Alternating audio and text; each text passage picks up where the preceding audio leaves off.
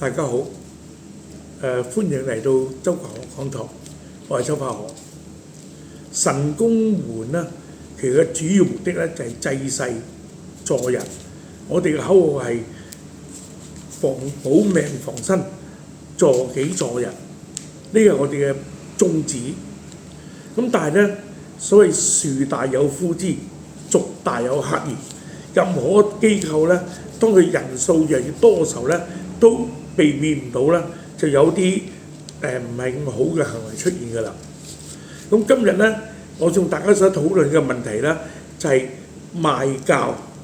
賣教意思就係話有啲人咧，將我哋六壬門嘅功夫咧，當生意咁賣出去，咁呢個情況咧係非常之唔理想嘅。事由咧，近來幾個月咧，有幾位中國內地嘅神功師傅啊，就嚟香港咧，向我拜師從館學習六壬神功。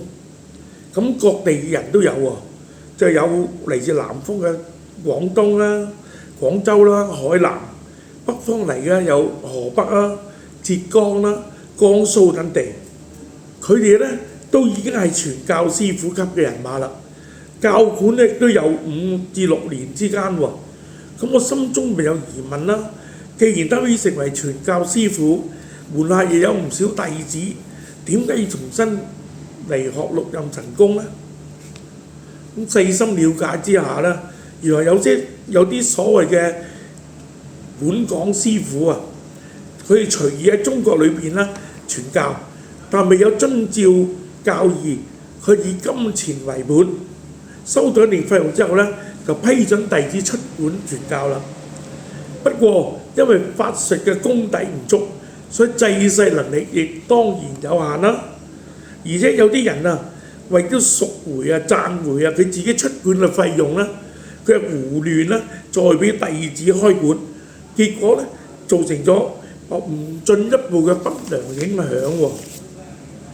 咁我嘅神功門啦，六壬嘅一線會伏羲館神功門啦嘅做法係唔同嘅。咁其他神功門嘅師兄咧，我唔不便批評。但係如果本港嘅六壬門咧，我係有責任提出我嘅意見嘅。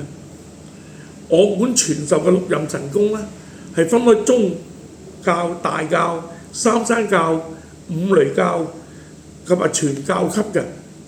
宗教咧係叫做門外教，係基礎；大教咧屬於門內教，學習對抗性嘅功夫；而三山教咧就用嚟鬥法克服對方嘅之用嘅。五雷教咧就進一步咧學習深奧嘅法門，同埋開始學習傳教功夫。每一級都有一定嘅學習內容，同埋符法嘅秘密。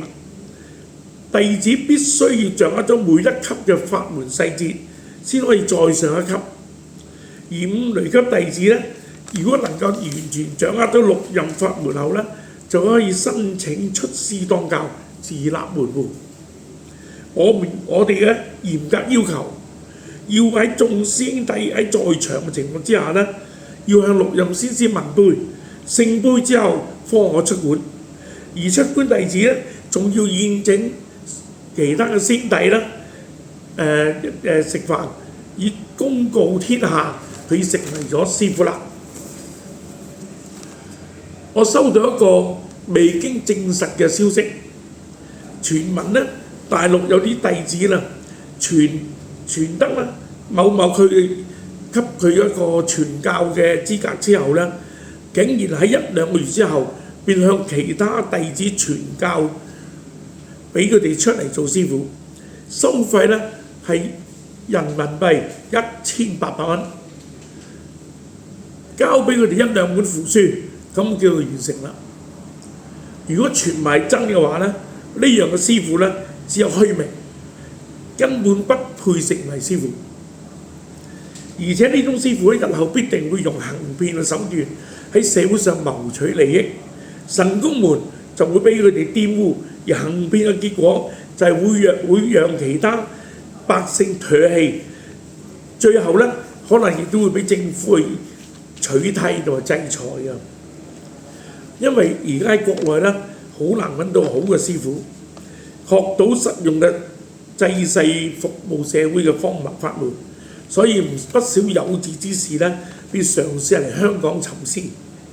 我不斷收到唔少嚟自國內嘅電話，但因為為防詐騙啊，我係一律唔接陌生電話嘅。要找我討論，必須用 WhatsApp 或者微信。我 WhatsApp 就係香港電話85291792361。